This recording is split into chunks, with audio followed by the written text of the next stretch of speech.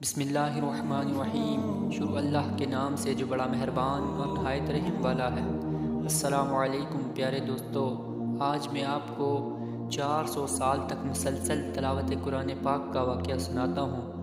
10ویں ہجری میں جب سلطان سلیم کو خلافت ملی تو وہ حضور صلی اللہ علیہ وآلہ وسلم کی طرف سے منسوب تبرکات کو مصر سے استنبول لے آئے اور یہ اہتمام کیا کہ توپ کاپِ سرائے میں ان کو محفوظ رکھنے کے لیے ایک مستقل کمرہ تیار کیا اور اس کمرے میں خود اپنے ہاتھ سے جھاڑو دیتے تھے۔ اس کے علاوہ اس کمرے میں انہوں نے حفاظ قرآن کو مقرر کیا کہ وہ 24 گھنٹے یہاں تلاوت کرتے رہیں۔ حفاظ کی ڈیوٹیاں مقرر تھیں اور ایک جماعت کا وقت ختم ہونے سے پہلے ہی دوسری جماعت آ کر تلاوت شروع کر دیتی تھی۔